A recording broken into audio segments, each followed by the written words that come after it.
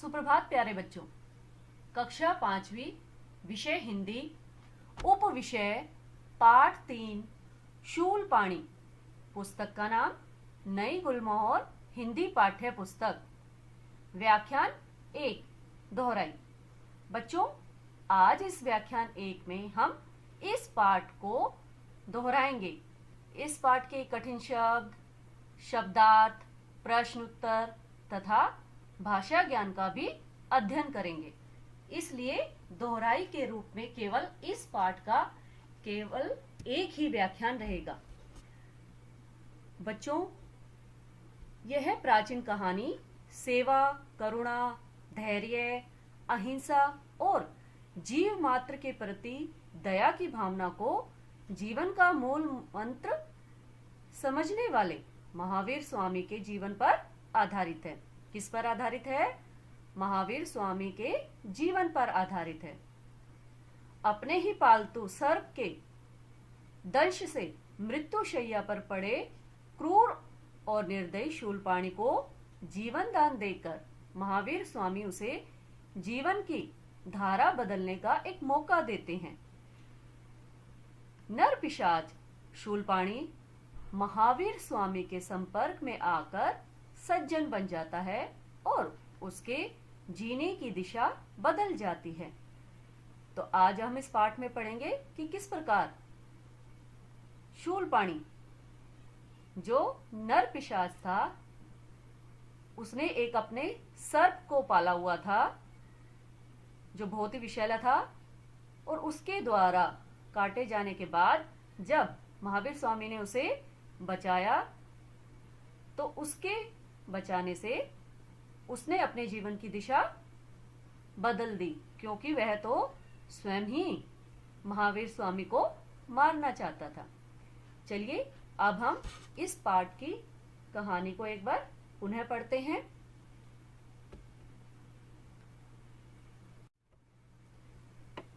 शाम ढलने लगी। भगवान महावीर विहार करते हुए आस्तिक नामक ग्राम के एक चैत्य में पहुंचे। विहार का अर्थ होता है घूमना। शाम हो गई थी तो महावीर घूमते घूमते आस्तिक नामक एक गांव के एक चैत्य में पहुंचे। चैत्य का अर्थ क्या होता है बच्चों? चैत्य का अर्थ होता है मठ या आश्रम। एक आश्रम में पहुंचे। ग्रामवासी भोजन करके विश्राम करने जा रहे थे। तभी उन्हें महावीर के आगमन का समाचार मिला। आगमन का अर्थ होता है आने का। गांव वालों को महावीर के आने का समाचार मिला। पूरा गांव उनके दर्शन के लिए उमड़ पड़ा, यानी कि लोगों की भीड़ लग गई उन्हें देखने के लिए। भगवान महावीर जिस चैत्य में ठहरे हुए थे उसी में शूलपाणी नामक एक क्रूर नर पिशाच रहता था। शूलपाणी नाम था उसका, और वो क्या था? नीच एवं दुष्ट व्यक्ति।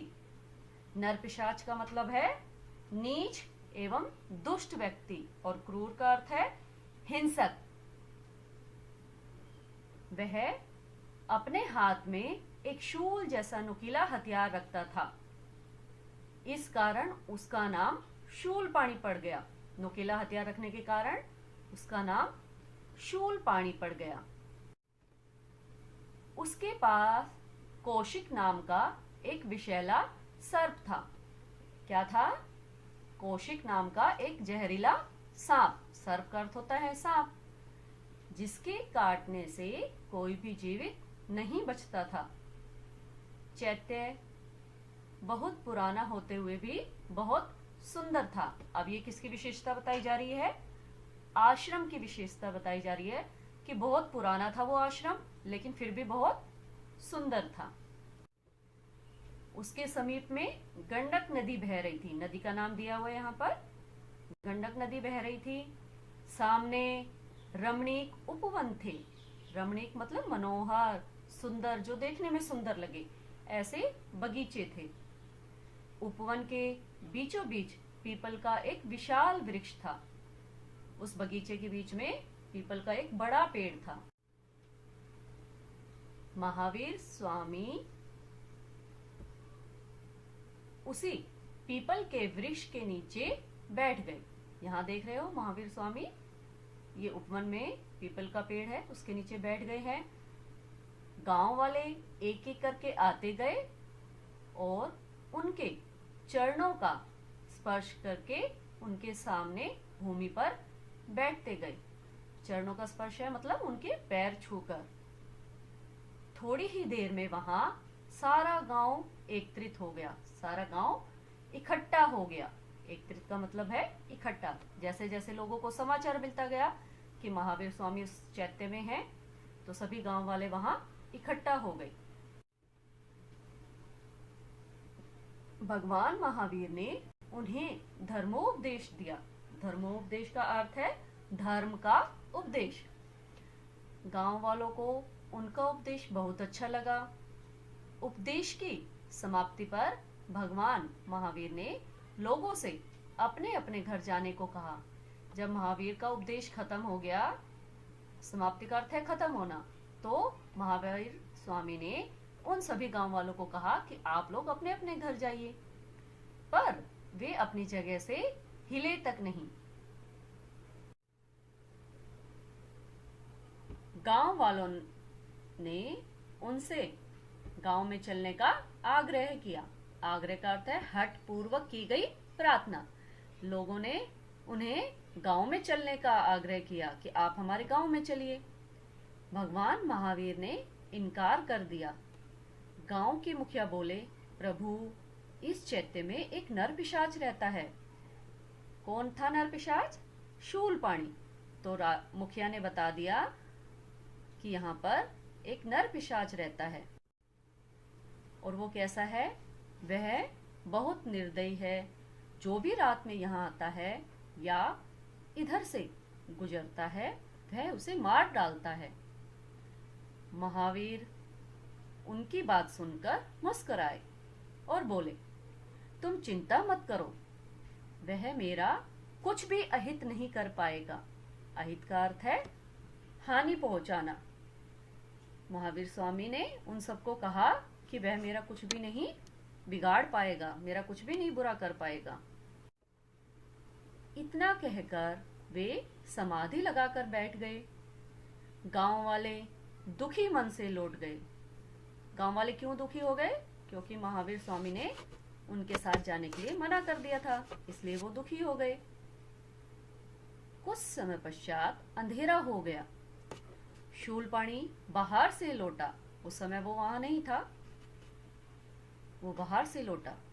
उपवन में एक व्यक्ति को समाधि लगाए बैठे देखकर चौंका। चौंका का अर्थ है हैरान हो गया। उसने देखा उपवन में कोई व्यक्ति समाधि लगाकर बैठा है। क्रोध से उसकी आंखें लाल हो उठी। उसे क्रोध आया कि इस आश्रम में कोई कैसे समाधि लगाकर बैठा है। तो उसे बहुत गुस्सा आया और उसकी आंखें लाल हो गईं। आंखें लाल होने का क्या मतलब है?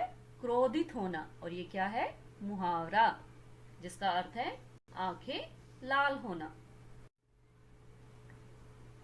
वह भगवान महावीर को गालियां देने लगा। कौन देने लगा? शूलपाणी। उसने उन्हें जान से मारने की धमकी भी दी। भगवान महावीर पर इसका कोई प्रभाव नहीं पड़ा। वे समाधि लगाए बैठे रहे।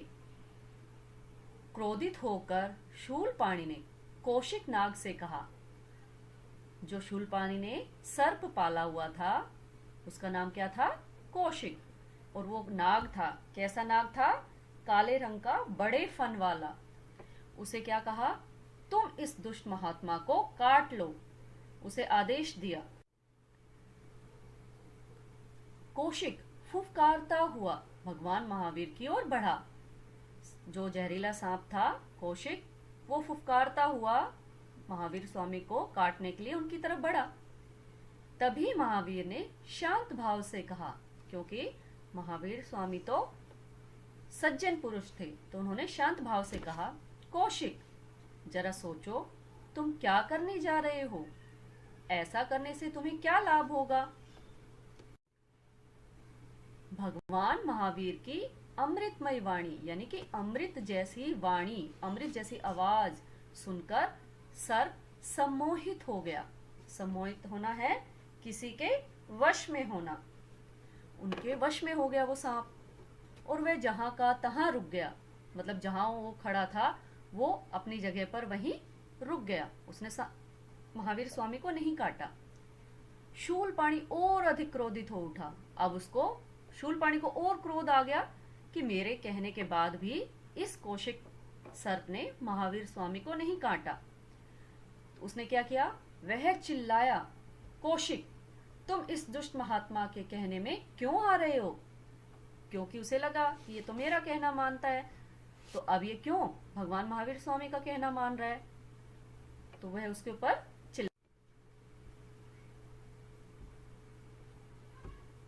क्या इसी दिन के लिए मैंने तुम्हें पाला पोसा था? ये किसने कहा है? शूलपाणी ने अपने सर्प से कहा कि क्या इसी दिन के लिए मैंने तुम्हें पाला पोसा है? मैं नहीं जानता कि तुम इतने धूर्त निकलोगे। धूर्त का अर्थ क्या होता है? कपटी, यानी कि धोखा देने वाला। अब मैं स्वयं इसका वध कर देता हूं। जब सांप ने उसे नहीं काटा, महावीर स्वामी को नहीं काटा, तो क्रोधित होकर शूलपाणी ने कहा कि अब मैं स्वयं महावीर स्वामी का वध कर देता हूं।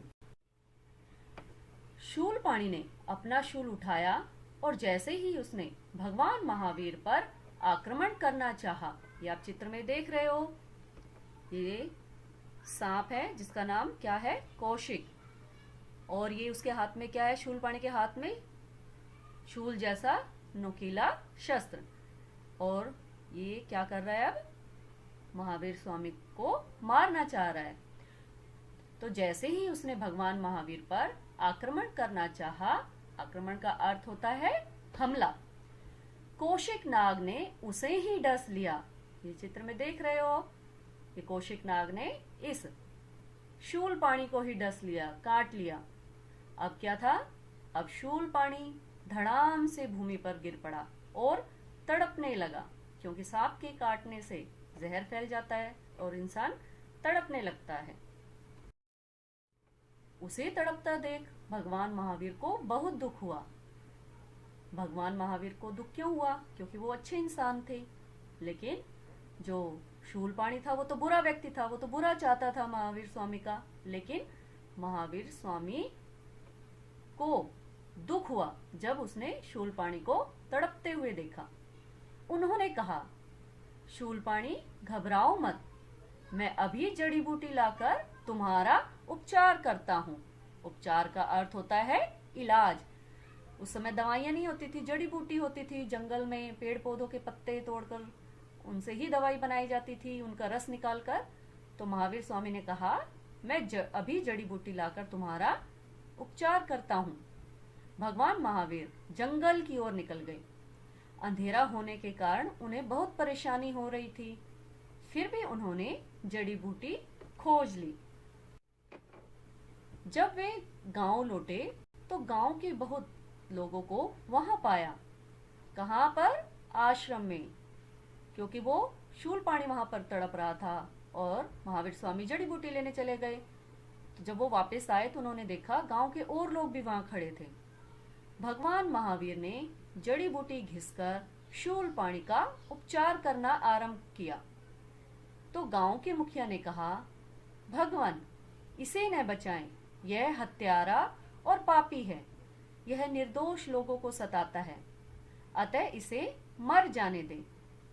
ये गांव के मुखिया ने कहा कि यह तो बुरा व्यक्ति है, सबको मारता है, तो ऐसे व्यक्ति को तो मर जाना ही अच्छा है। महावीर स्वामी ने कहा, तुम्हारा कथन ठीक है, तुम्हारा कहना ठीक है, पर इस समय शूलपाणी कष्ट में है, यानी कि इस समय शूलपाणी को दुख है, कष्ट हो रहा है, उसे पीड़ा हो रही है। हमें कष्ट में पड़े जीव की मदद करनी चाहिए, चाहे वो इंसान हो या कोई जानवर हो।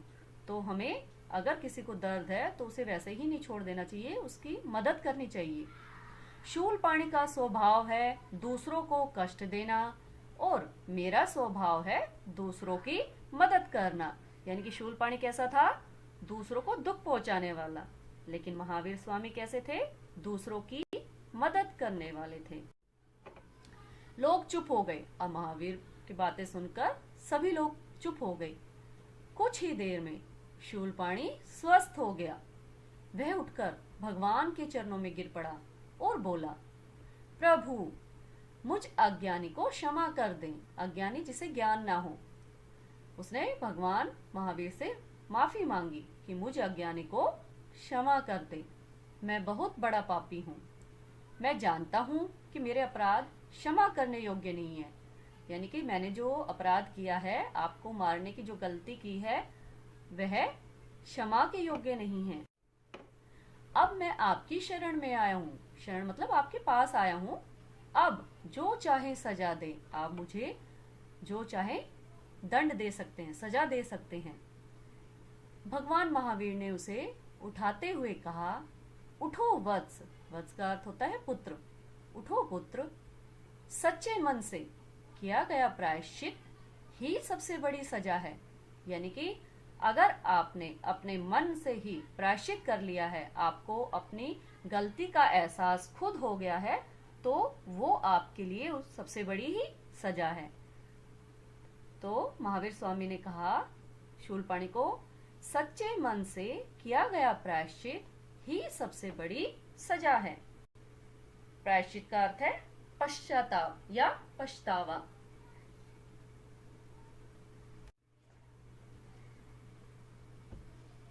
शूलपाणी ने महावीर स्वामी से कहा, मुझे अपना शिष्य बनाकर दीक्षा दे। दीक्षा का अर्थ होता है पवित्र मंत्रोपदेश। पवित्र मंत्र का उपदेश। मैं प्रण करता हूँ, यानी कि मैं प्रतिज्ञा करता हूँ कि अब मैं किसी को नहीं सताऊंगा। ये शूलपाणी ने कहा। अब क्या था?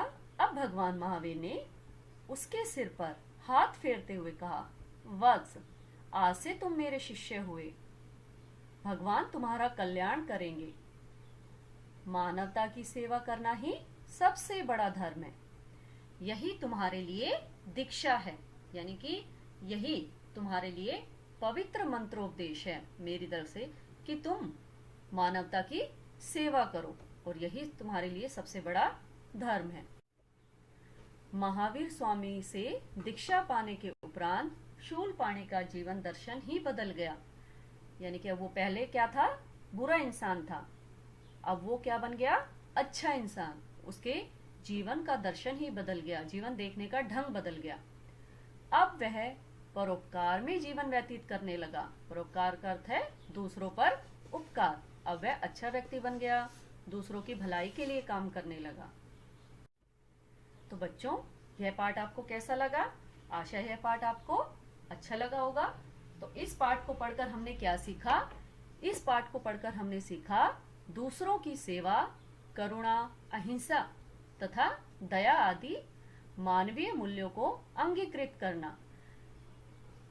दूसरों की सेवा करना, अपने दिल में करुणा रखना, दूसरों के लिए दया रखना, अहिंसा, किसी को मारना नहीं, दया रखना, ये सारे गुण मनुष्य में जरूर होने चाहिए। दूसरा क्या है? अपनी गलती के लिए माफी मांगना। ये देखो कितनी अच्छी सीख है, अपनी गलती के लिए माफी मांगना। जब भी आपसे कोई गलती हो जाती है तो आपको क्या करना है? माफी मांगनी है, क्योंकि माफी मांगने वाला बड़ा होता है। ठीक है? तो आपसे भी घर पर कभी कोई गलती हो जाती है तो आप भी अपने माता पिता से, दादा दादी से, बड़े बहन भाई से माफी मांग सकते हो। और ये आपको माफी जरूर मांगनी चाहिए, क्योंकि उनको भी लगेगा कि हाँ, बच्चों को अपनी गलती का एहसास हो गया है। चलिए अब हम इस पाठ में आए हुए कठिन शब्दों का उच्चारण करते हैं। नंबर 1 है विश्राम, नंबर 2 क्रूर, नंबर 3 विषैला, नंबर 4 निर्दयी, नंबर 5 निर्दोष, नंबर 6 दुष्ट, नंबर 7 स्वस्थ, नंबर 8 दीक्षा, नंबर 9 शिष्य, नंबर 10 व्यतीत। अब हम इस पाठ में आए हुए शब्दों के अर्थ को जानेंगे। नंबर 1 विहार। विहार का क्या अर्थ है? घूमना। नंबर 2 आगमन। आगमन का अर्थ है आना। नंबर 3 नर पिशाच। इसका अर्थ है नीच एवं दुष्ट व्यक्ति। नंबर 4 एकत्रित। एकत्रित का अर्थ है जमा या इकट्ठा। नंबर 5 आग्रह। आग्रह का अर्थ है हठ पूर्वक प्रार्थना।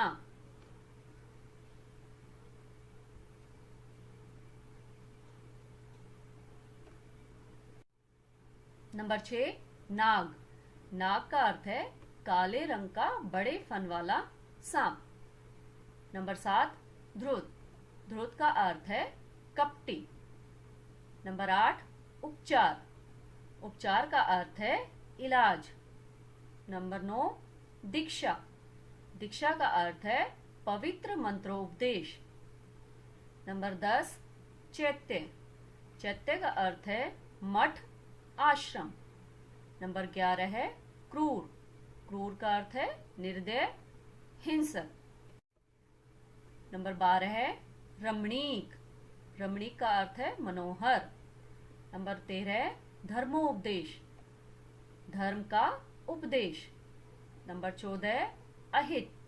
अहित का अर्थ है बुराई या हानि। आप दोनों में से एक लिख सकते हो। नंबर 15 है सम्मोहित होना। इसका अर्थ है वश में होना। नंबर 16 है आक्रमण। आक्रमण का अर्थ है हमला। नंबर 17 है प्रायश्चित। प्रायश्चित का अर्थ है पश्चाताप।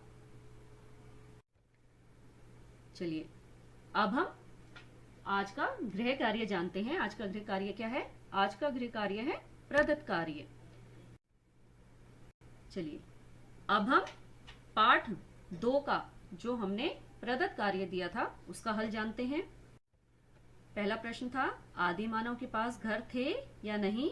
उत्तर क्या आएगा? नहीं, आदि मानव के पास घर नहीं थे।